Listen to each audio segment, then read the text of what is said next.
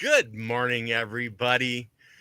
Welcome to the Passion Within, a brand new program we're starting today with Hinesh Chauhan. Or Chauhan. Oh, I'm going to have a trouble with that, my friend.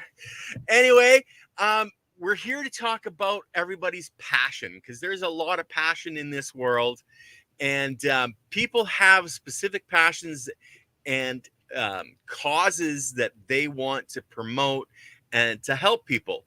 Hinesh is one of those people. He's a wonderful, passionate man who I met with a very specific program that's all about being in your, and that's what we want to bring out. We want to bring out that heart-centered people that really want to help others, and that's what we have with us today. Hinesh, I don't know a lot about your background other than you're a divorced dad. And you also are into banking. You were worked for the government for a while. So maybe explain a little bit more about who Hinesh himself is. Wow. Thanks, Ken. Thanks for the introduction. Thanks for having me. And thanks for that question, because it's everything that I've done in my life has led me to where I am, what matters, and why I'm pursuing what I'm pursuing.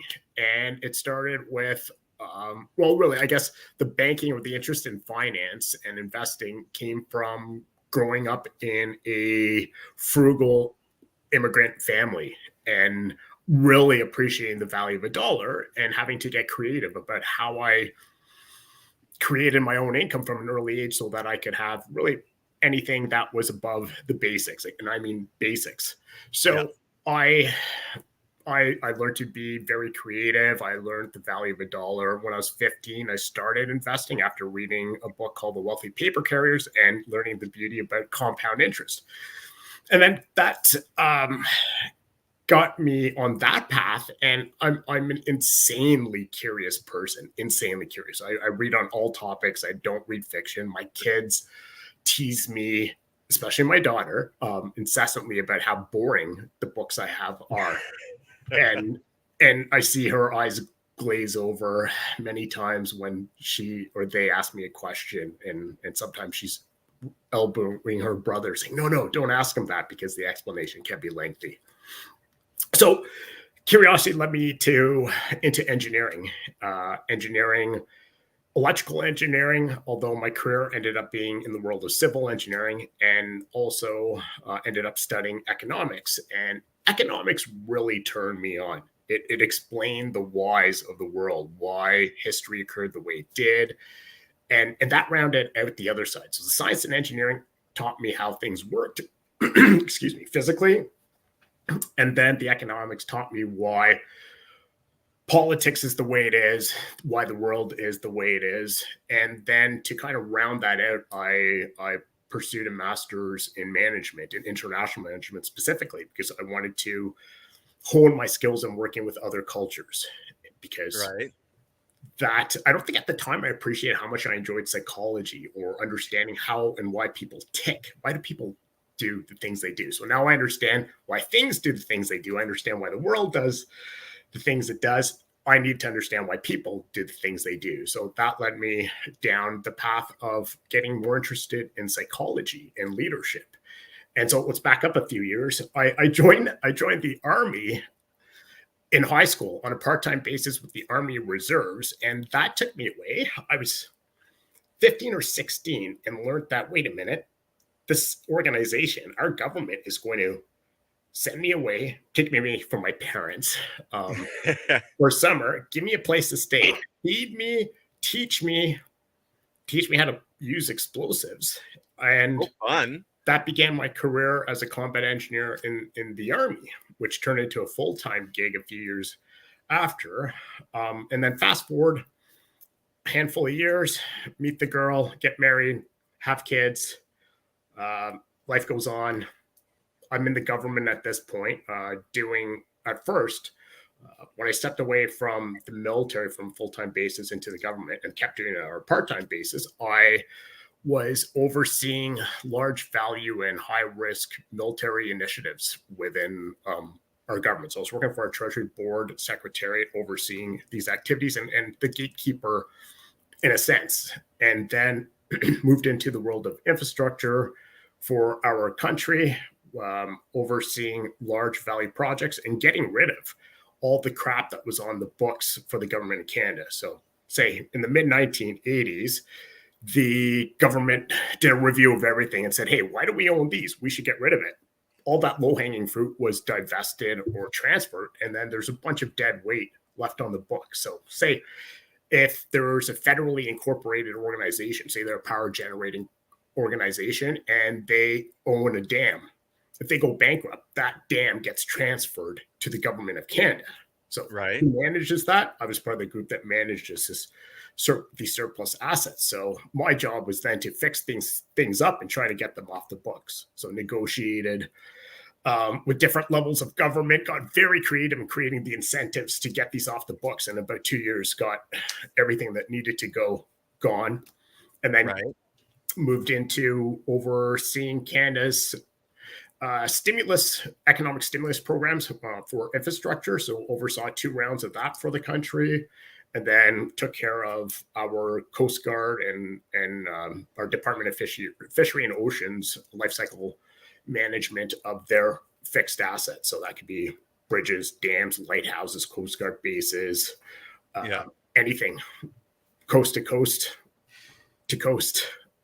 And so got this really great experience professionally, and then personally went through a divorce and realized, wow, being a single dad, running a household, demanding career, being the best dad that you can, or trying to be the best dad that you can, and kind of keeping all the balls in the air when you don't have support from family and you don't have a partner. How do you do that? Paying attention to all the things which matter to me. So I really think my parents taught me what not to do as a parent. And I try to practice being the opposite and being a really good parent, conscious of the impact they had on my brother and I. And I just kept working on that. And over the years, people were seeing, being one of the first of my friends having gone through it, friends started realizing, hey, you manage this well, whether it's with your kids financially, professionally. How? Can you help me? What are some tips?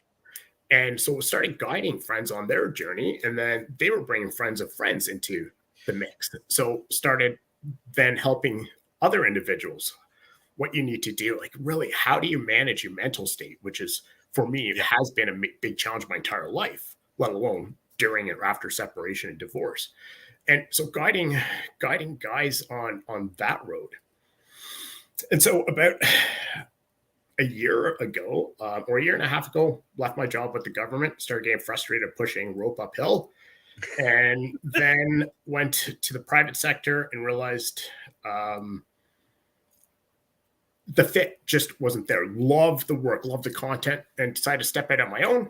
That turned into let me consult back to different organizations, and light bulb went off when I took a further step back and thought, hey, what do people come to me for? What do I like doing? What's the most rewarding thing?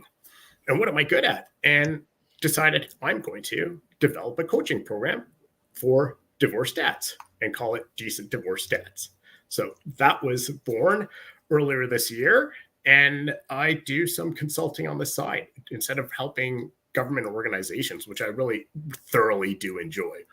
My passion's helping small and medium businesses optimize and grow and improve. And the results are much faster for me, which is really satisfying. So I followed my heart. I want to help small and medium businesses, which I think got so badly hurt during COVID. I think government's decisions has really impacted the backbone of our economy, which are the mods and pods and the smaller businesses. And it really broke my heart. I think it was very short-sighted, and we're hurt. So how can I contribute to that improvement? And how can I help families be better families and help those dads based on what I've learned? And that's been my journey. And that's fantastic, because there is a lot of people out there that need this type of help. Like, you've been helping our country in many ways, like cutting a lot of the red tape on that dam project, like you were saying, saving us, the people of Canada, a bunch of money. And now you're trying to help people in a very difficult situation, because divorce is not fun. I myself have never went through it, but I've seen a lot of my friends go through the heartache, the hassles, dealing with the banks, the credit cards, all of that side of it as well. Now, in your program, are you going to be focusing more on the financial, the heart, the mind? Like you were mentioning yourself, you've had some issues when you were younger. Maybe explain a little bit about your younger life and what led you to your passions. Like, you're passionate about finance, you're passionate about numbers, which really helps in what you're going to be doing with the divorced people. Now, is it just divorced dads, or are you going to work with ladies as well? I'm happy to work with, and I'll work backwards on those questions, and please let me know if I miss anything, Ken. I work with anybody. If ladies or moms are interested in seeking that advice or support, I would love to. At the moment, I actually don't. I do get some questions from the friends of my kids' friends' moms, which are isolated. As you know, as your kids grow up and you get to know the other parents around, they get to know what you do. And so I've had the odd question, but not really. And I have to thank you for that comment about my service to Canadians and picking up on my love of numbers. I absolutely love black and white things. Math and science is beautiful because it's very black and white. You're right or you're wrong. And so numbers matter. If I couldn't create profit in the government, I could create cost savings, which right. really drove me. I love creating those efficiencies, and very proud to say I've saved Canadian taxpayers billions of dollars based on what I've done. So very proud of that. Thank you. Now, going back to my childhood, that was in a fairly tumultuous house. I kind of kept to myself.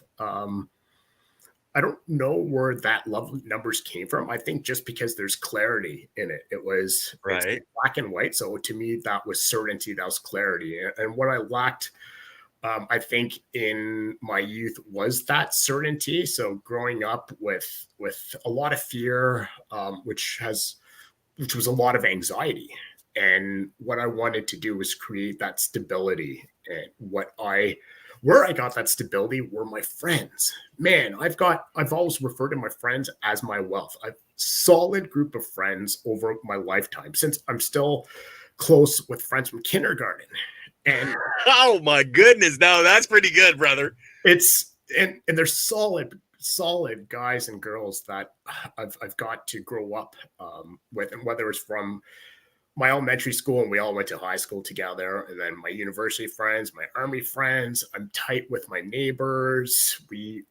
I will go, if I travel, my cat's out, they've got keys to the house. I'm on the way to the airport texting a few of them, just saying, hey, the cat's out, and one of you let him in, and it's done. So having that protection and that certainty and that love, I'm surrounded by love. Oh, fantastic.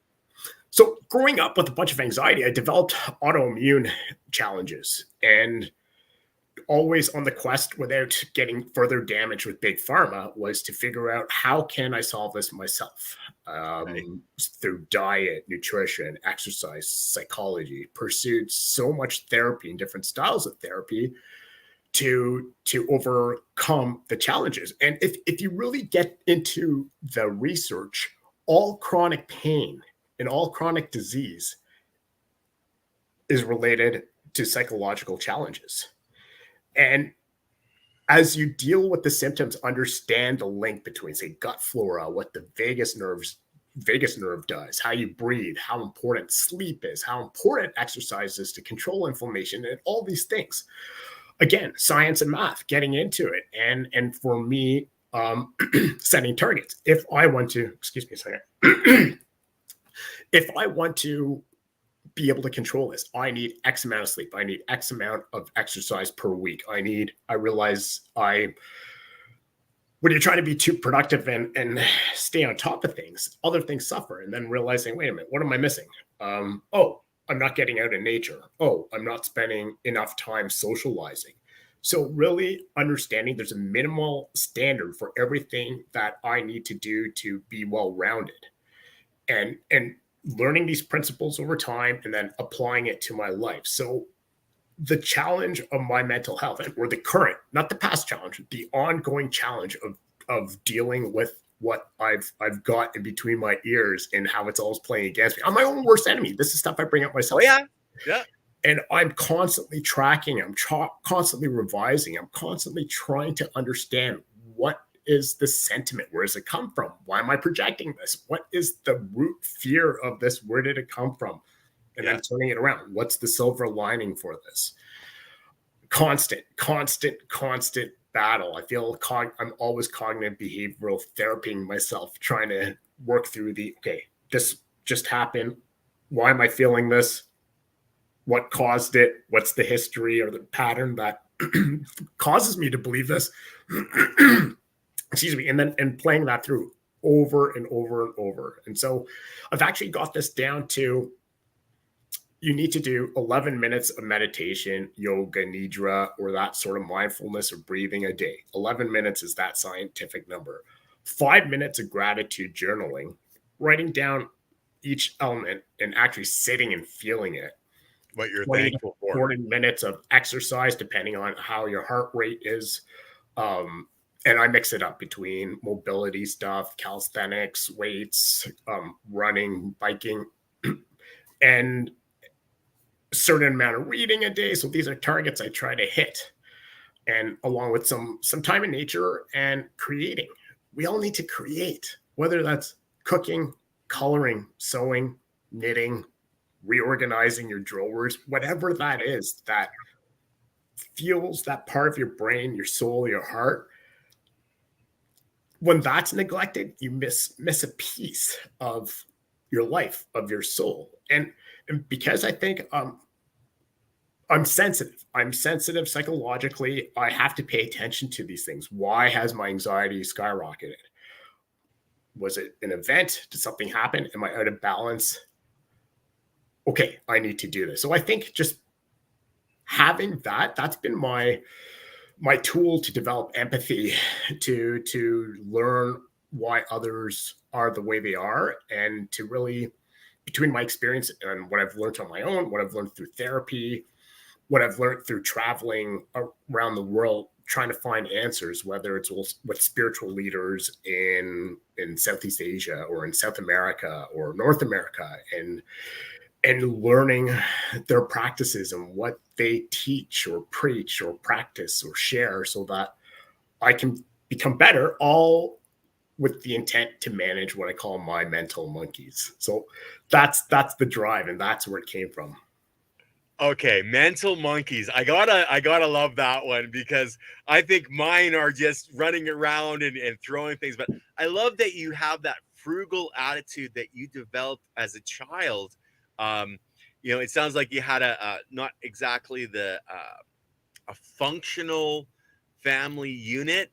I got lucky myself. I had a really good, stable family.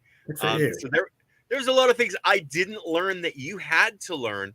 Now, you're from Canada, of course. You're down in Ottawa. Is that where you're from originally? Is that area, or it was a smaller community, city? And creator being, yes, we all definitely are creators. Awesome. That's good. And Ken, you're lucky to have had that sort of environment in childhood where there was that love and predictability. And I'm sure that probably speaks to why you're still married and having the healthy means to conquer challenges, to communicate back and forth, and to ultimately probably have more mature ways of dealing with it. And I know that I probably didn't have the best tools in my marriage, where I focused more on how to break the pattern for child rearing, but didn't pay attention to how to be that best partner. So yeah, good for you.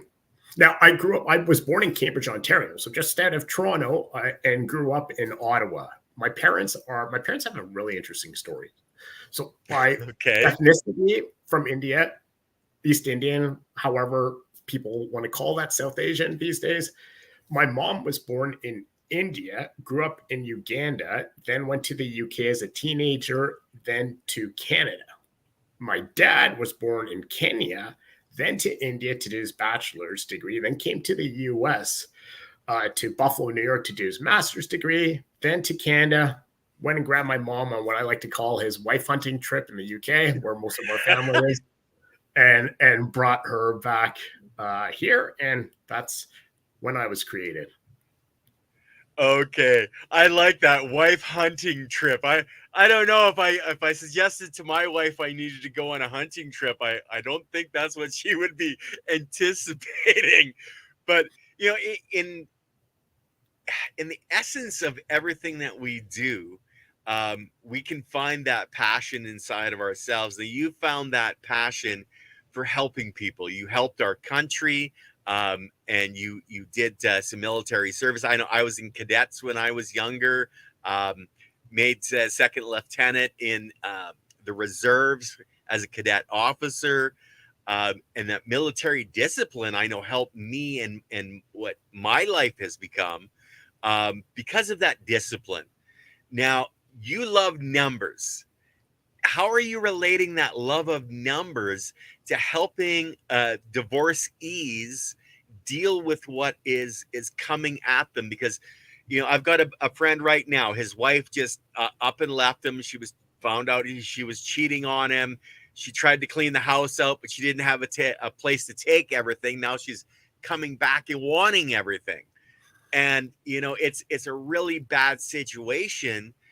But how do you deal with that anger that people really have inside of themselves as this is happening?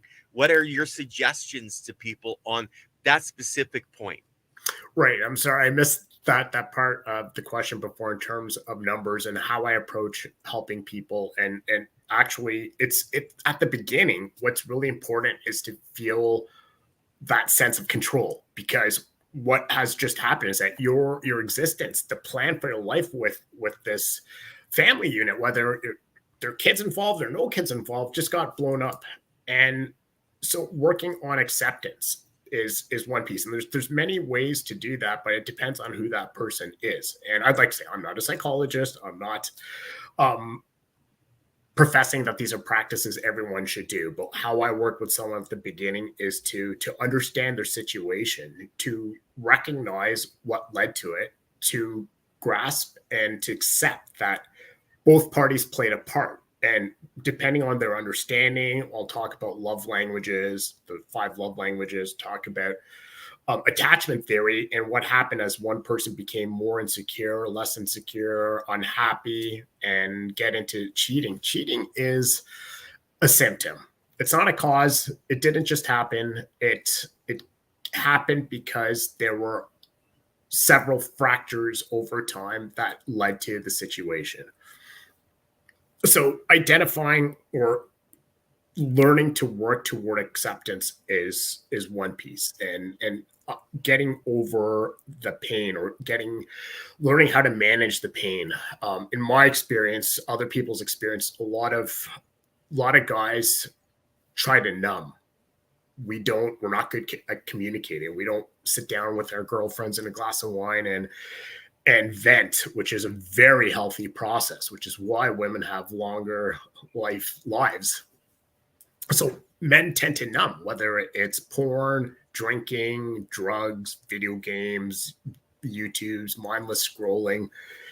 It is that dopamine fix that we get from simply getting something that brings you pleasure so you can ignore what's really going on. So working through that acceptance is one piece. And then to stop numbing is starting to build in. And this is where the math comes in. It's where you start setting targets. Like, okay, can we agree on this? We're not going to start running a marathon in the first week and build up our physique. And that's not going to happen. You're setting someone up for failure. So it's, hey, let's work towards some breathing. Let's work towards some journaling and writing out what's hurting you. Why is this hurting you? Just write. No target, no reason why. Just write about it. Get it out.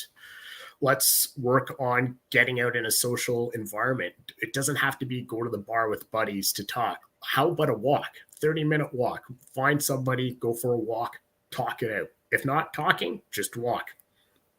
So it's these little pieces. So stop the pain, accept your situation, start getting control of your world. Stop the pain, stop the negative, unproductive language with the mother of your kids.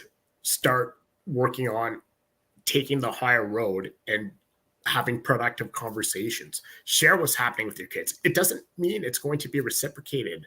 And a lot of people wait for that sort of reciprocation, that I'm not going to share with her if she's not sharing with me what's happening with the kids. Or I don't like her new partner. Screw that. I'm not going to tell her about who I'm dating or who I've just introduced the kids to. People lose sight of what it's all about, and it's about the kids. And so reminding everybody, what are you doing? Let's talk through how this impacts your kids. How do you want to parent your kids? What's that outcome, that ideal outcome that you see with you and your kids and their mother for how they grow up and how they're parented? You guys want to be on the same page? You need to communicate that. Hey, little Johnny did this 7 times this week, so he got X for a punishment. Share that with the other parents so they know to watch for that, and talk about what's happening with your kids. So that's the beginning of the conversation. Is don't make it worse. Don't make it worse for yourself. Don't make it worse for the other person. Accept it. You're separated. You're divorcing. They're not coming back. They may come back in the future. You can't predict the future. This is what it is. This is what you know. What do you need to do to start making this positive? So basically, you at the beginning, you really want them to focus on getting their mindset correct, so that they can deal with the other person and not in anger, not necessarily in love either, but they can deal with the person. But it's the kids, like you said, you want to focus on raising your kids, and how are you helping the people to communicate between the two adults in the room, or who are supposed to be the adults in the room, to bring them together on that end of it? Because a lot of people have a lot of different opinions on how a child should be raised, punishments, what should be punishable. So how are you working to get them both on the same page, or are you working on that, or just on the one person themselves? It's definitely not mediation. I have no exposure to the other party, to the mom. It's only working with the dad. So it's understanding they only have so much control. It's acceptance. You can only do what is in what your bailiwick is, what is in your environment, the time you have with the kids. But what you can do is productively convey your displeasure with something. Hey, the kids told me you did this. I really wish you wouldn't do that, because they talk about it in a negative light, or the impact to the kids is this. The challenge is using language that doesn't create conflict or alienate the mom. And it's a really tricky game, because there's so much emotion. You've got anger, you've got hurt, you've got disappointment. How do you not channel that through your words and at the other person? So that's one thing, is communicating productively what you feel is out of line with how you're trying to raise your kids. The other piece is what I call having to lead with integrity. This is take your shots, take your licks, understand this isn't a 1-for-1 thing. You need to step up and set the example. I'm going to pay for things and not try to fight you for that $5 to $30 amount. I'm going to make sure our kids have what they need when they go to school, are well fed, and are loved. They're going to feel secure. They're going to know that their parents love them on either side. I'm not going to talk trash about the other parent in front of them. I'm going to communicate to their mom without anger, without tone, and simply set the example, because it will be reciprocated with time. It takes patience. If you're throwing salvos over to the other party, that's where you're going to get back in return. And what does that lead to? Separation of parenting for the kids. So the kids are essentially divided at each home, and then can start playing with the other parent, because kids are smart. They're going to screw with you and get what they want. But if they know that the parents are united and can't get through or can't get away with these things, they're better for it in the long run. So understanding that as a dad, understanding that this isn't about me and these short gains or these short wins because I managed to piss her off, or I'm like, haha, I sent the kids over with all the clothes that are too small so that they'll come over with clothes that are the right size, and she'll have to go buy new clothes. That's what you gain from that. What was the win? Well, and that's the thing, and that's where, when you're working with the person, you can go into that in depth where, you want your kids to win. Don't worry about fighting against, the ex-partner. So Silly Lily has a really good point here. When we girls, when dating, always said that if we dated a separated / divorced dad, we paid close attention to how the guy would talk about his ex. It's very revealing. So what would you say to Silly Lily on that? I'd say you're on point, because it talks to how they respect the other parent, how they respect women to a degree, and I think overall judgment. So when I was dating, I see that as a deal breaker. Anybody who talks poorly about their dad in on a first or second date, that tells me that this person is probably more negative than positive. And I know that carries over in so many different aspects of life. And most people that have that sort of language are more of a victim in life. And that's something I've just developed zero patience for, because it's I can't deal with that negativity and the condescension and everything that comes with it in the long run, because people fail to take responsibility, and leading with integrity means taking responsibility for everything. So I think that comment is very true and is a good bellwether for how that person operates, who they are, and what their moral fabric is.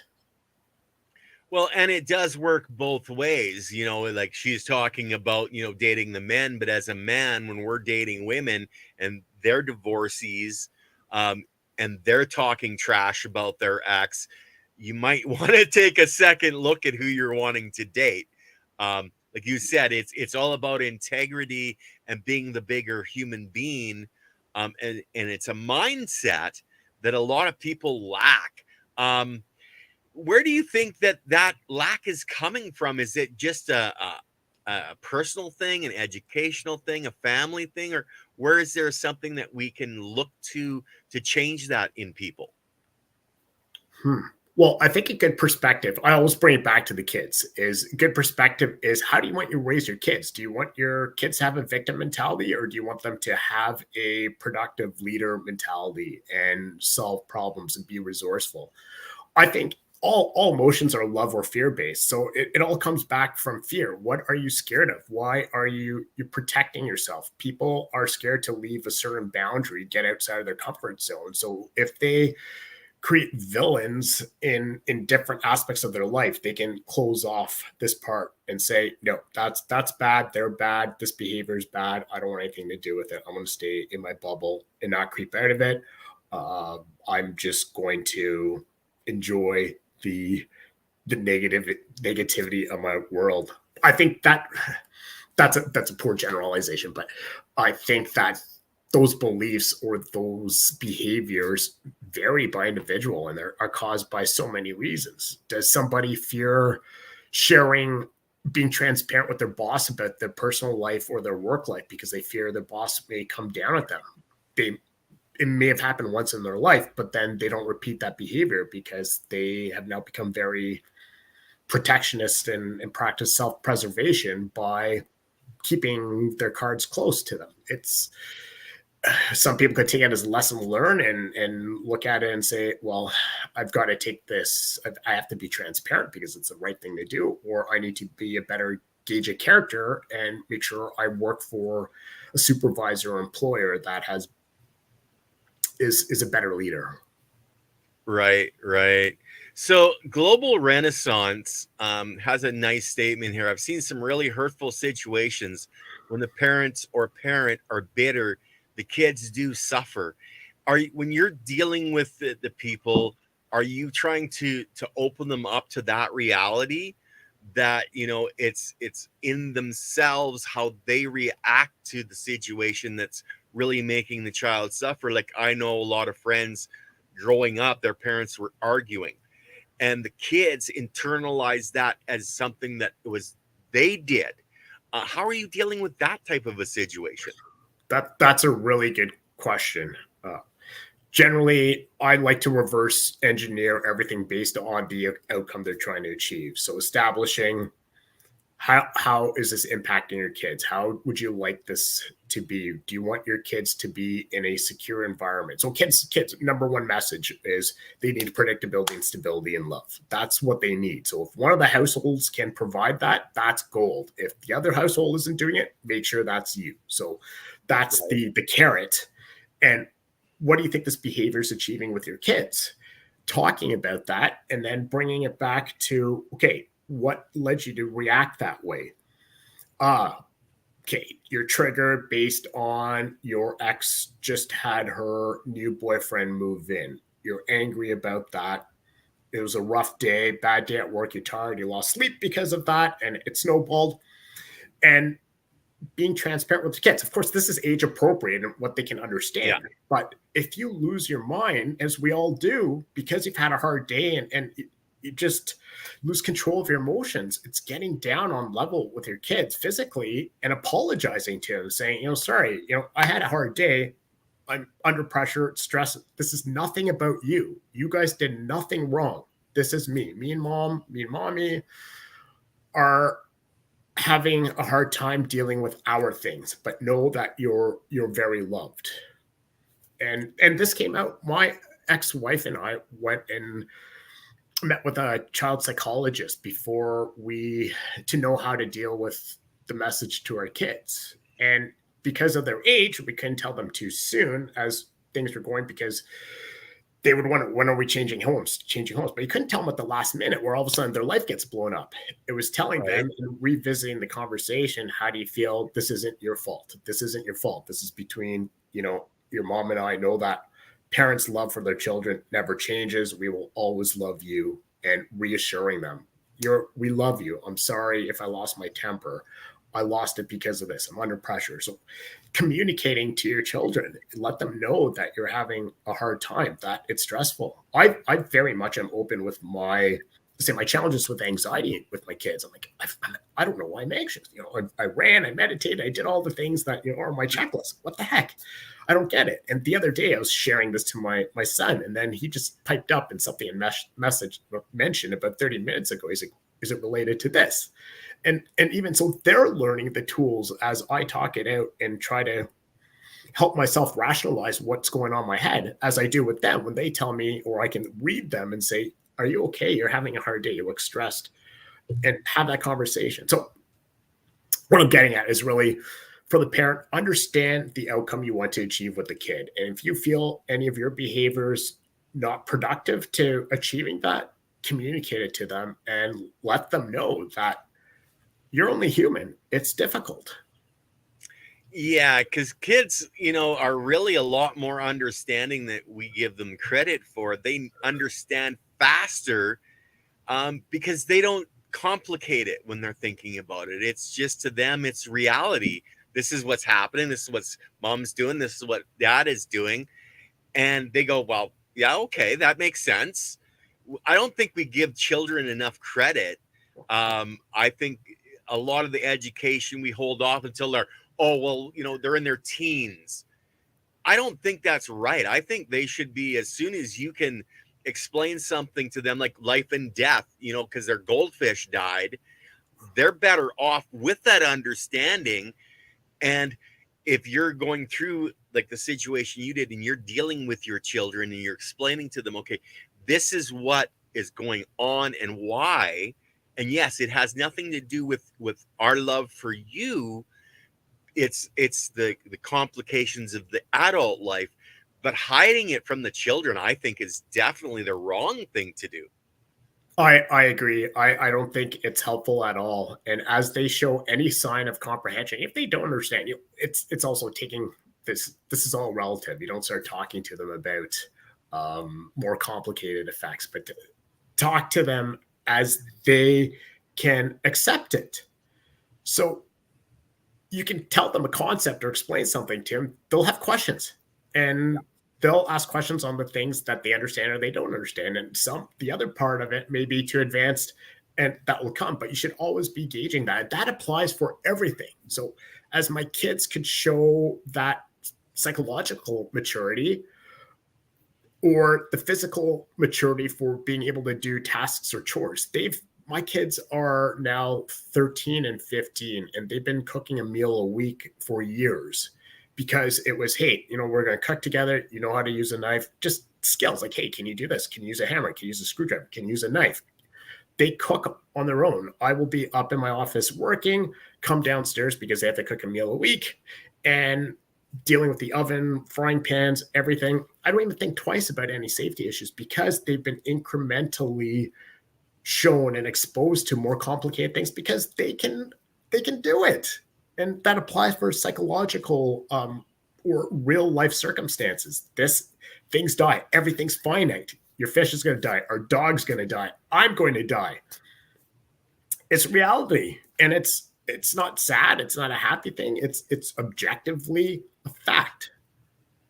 And explaining that fact and the base facts of humanity and how humanity functions is an important thing for the child. But a lot of children, I should say, have never learned those skills, and as an adult don't have those skills. And that's what a lot of times you're going to be dealing with the parent in a divorce situation, is they have no real understanding of how the interconnection of a relationship is supposed to work. So you're dealing a lot with concepts that a lot of people really don't have a base understanding of. How are you dealing with that? Are you dealing it more of an emotional context, a number context? What do you see working better for people coming at it from intellectual or emotional? And you're absolutely right. Everybody has a different level of understanding, and I try to explain what I can in terms of tangible results or outcomes. This, because of ABC, this is what happened. For the individual, it's understanding those components. But when I know who I'm dealing with, and I know their depth in the topic, I will give homework. I'd say, hey, I'm going to recommend you read this or do this or look at this, or I'll follow up and say, I'm going to send you some articles, and I want you to read it to better understand this situation, the impact, what led to it, depending on where that knowledge gap is. So it depends on the individual, but there's just so much to know. It's being a grown-up's hard. You don't get a user manual on how to be an adult, let alone be a parent. And whether you could come from this uber healthy, loving environment that you grew up in, but lack the skills for conflict and how to deal with anything outside of that, or grow up in the opposite environment that I grew up in and have the tools, but then not know a bunch of other things. We don't get all the tools. You have to acquire it or learn it as you go. And we all have gaps. So I just try to bridge those gaps and help guys learn the why you need to do this, and then the how. I think that's one of the most important keys to life is the why. Why does water come out of the sink when you turn that tap on? Everybody should know how to put gas in their vehicle or check the oil. I know I was at a gas station decades ago, and the girl said, "Excuse me, can you teach me how to do this? My dad isn't here, and he normally, fuels up the car." And this is a woman, probably, early 20s, has never fueled up her car. Wow. And like that's a thing on, the parent as well as the child. But when you're dealing with those parents, and let's get a little bit more specific on, dealing with a man that's just coming out of a bad relationship where there's been a lot of fighting. They've got a couple of kids. He's not communicating very well at any level, whether it's with himself or his ex. Where do you start him off at? Where do you base how do you get him back into balance and into center? Wow, that's a really big question, Ken. It depends on whether they're coming from a lack of sense of control, they're coming from excessive anger, excessive hurt, and trying to get them to gain that control and therefore confidence and move forward. So say someone who was the breadwinner, worked excessively, was never home, never did laundry, any of that stuff. It's homework on, hey, this is how you do laundry. Here's a couple of videos, things that you need to worry about, not worry about. Clean that lint filter. To, okay, here are some recipes. This is what I strongly recommend, especially this is from developing a budget to everyday top 5 practices, is create a menu for the week, or really 2 weeks, but more for the weeks that you have your kids. For the days you have your kids, create a menu. Shop according to that menu. So plan your meals, break down the ingredients you need, shop accordingly. You don't waste. You know what you're getting because everything's planned. Cook in doubles, double your recipes so that you have enough for lunch the next day. Just simplifies their life. So that takes off. We eat 3 times a week, most people. You need to feed those little people that live with you. That relieves so much stress and gives some predictability and control to the individual. They're like, no problem. I know when I get home, I know what I'm getting the kids. Because that the stress of shit, I'm in traffic, I have to get the kids from daycare. I remember living this so well and making a mental note along the way. It's like not having control over that situation, but knowing that, okay, I'm late. If I do get there on time and I still get to be a client and they didn't fire me, I get home, supper is very close to being ready because it's prepped. I know what I'm making and so on. Now, if they're angry, it's the angry and sad bit is really focusing on, because it's all perspective. Everything's relative. It's right. What's good for the sad individual. Let's focus on what's good in your life. Okay, custody didn't go your way. You get your kids only this much instead of 50% or greater. Let's work on being the best dad that you can be when you've got them. So work with what you've got, focus on what's good, but getting there's hard. And it's the reminders, the journaling, the other positive things you can focus on and building that person back up. To the angry guy that just wants to hurt the mom is focusing on what that impact is. The first level impact, second, tertiary. How does this play out in the long run? How does this poison the kids across from mom? How does this turn them into a damaged person when they're older in a relationship? It's really understand the impact to the kids. Like, hey, you told me this is how you were raised by your parents. This is what you're channeling back onto your kids. That's a big one. It's like, hey, do you realize what you told me you didn't like that your parents did? You're doing the exact same to your kids. And guys are like, oh. So it depends on the individual, what they need. Control, structure, change of mood or perspective. That's the first step, is what is the most damaging in your life right now? What are you trying to overcome? Why did you seek me out? Why did you click on that link? Why? Okay. the motivation came from, I can't take this pain anymore, or this has to stop. I lost my kids, or I'm like, so angry. So that's the initial assessment, and then helping them alleviate whatever that the major pain point is. Now, I've every once in a while I've been bringing up your YouTube channel, and I know you were saying that you're going to have a lot more development on this in the new year. Where do people search Hinesh out to get your advice? On your LinkedIn?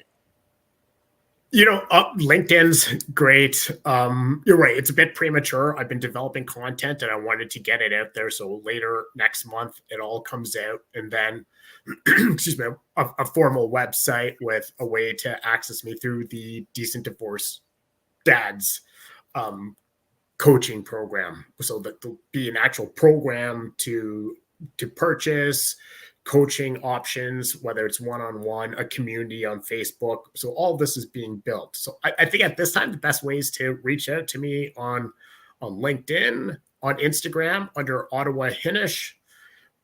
It's each of my social media identities seem to be a bit different. There's no correlation other than I like being me. I have a lot of different interests. I like communicating what's important to me. So my LinkedIn's very professional, geared towards more my corporate government consulting experience. And what I wanted to do was develop the YouTube channel to have a very specific focused discussion on the dad work. So that's why you don't see that overlap, but I'm happy for people to reach out to me in any way. Okay, fantastic. Now, Global Renaissance has a really good statement. Understanding the impact we have on our children is a great way to start understanding the why and not pass on our why to our children. So that really is a base of understanding that you are doing damage not only to yourself but to your children with that mindset. And Hinesh, you're obviously very good at being able to take somebody that is angry and help them to change that mindset, because without changing that, if they stay in that anger, they're never going to be able to move forward. How do you deal with somebody that's just like won't stop being angry? There's a lot of those guys out there, whether Yeah. it's anger, whether it's reluctant to be transparent in their communication with the other parent. It takes time. They get tired.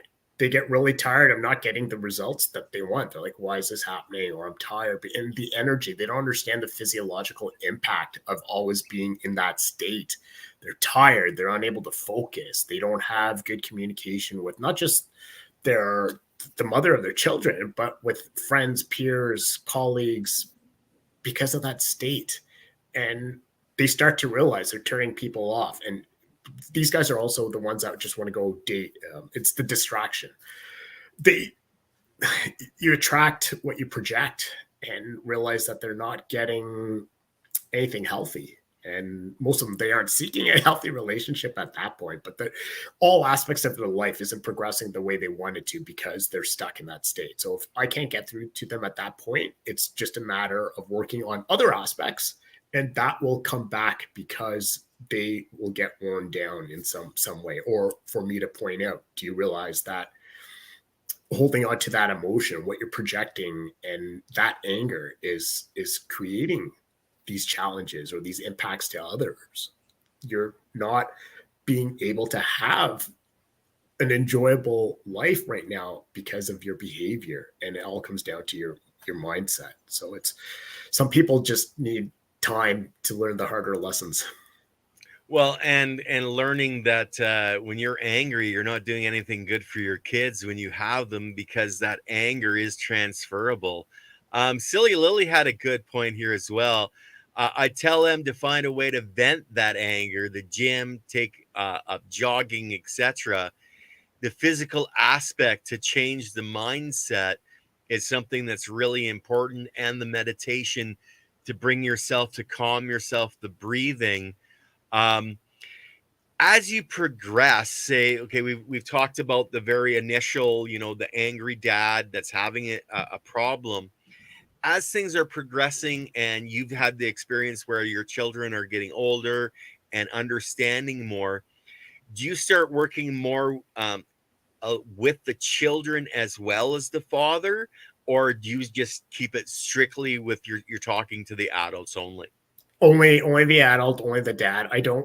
I'm not a mediator. I've done well in those circumstances, but I don't want to get involved. If someone has that specific request, it hasn't come up, I'm happy to have that facilitated discussion between the two adults. But I don't think at this time I would be comfortable getting the kids involved and having what I worry about is having any sort of negative impact on the kids, or whatever messages were taken away and conveyed to the kids, whether from my conversation, if I don't have the follow-up and that long-term ability to work with them. So getting a snapshot, exposure, and dialogue with them is not something I want to do. So I strictly work with the dad and get them to basically be that guy behind the dad to help him be the best dad as they can be.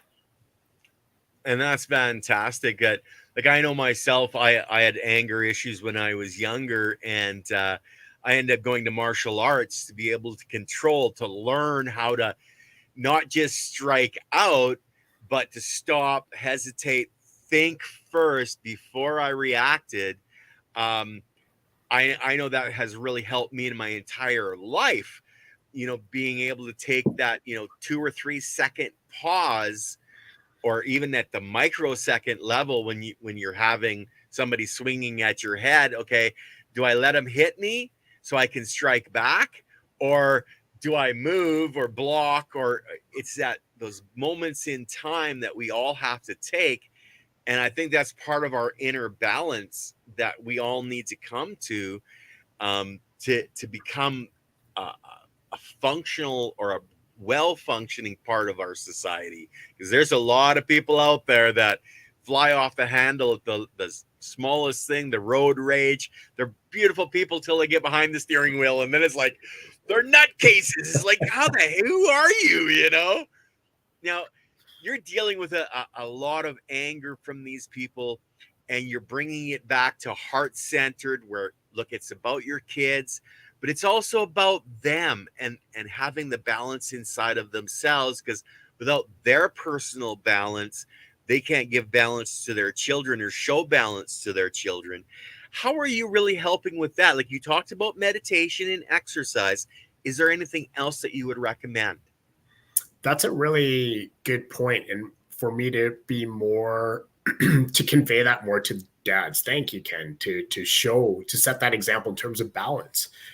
In martial arts, I did a lot of martial arts when I was younger and older. I'm a big fan. The ability to learn control, self-discipline, such an important skill set for the dads to learn that balance. It's for the anger, absolutely getting that anger out and physically moving it. I tell you, my punching bag is probably the greatest vacuum for negative emotion. I love putting on some good music and just punching that thing. So creating that balance is really what it all comes down to, because when you're in a situation that's so challenging, it's easy to go to one thing or the other and lose that balance. So how do you maintain that, and how do you get it?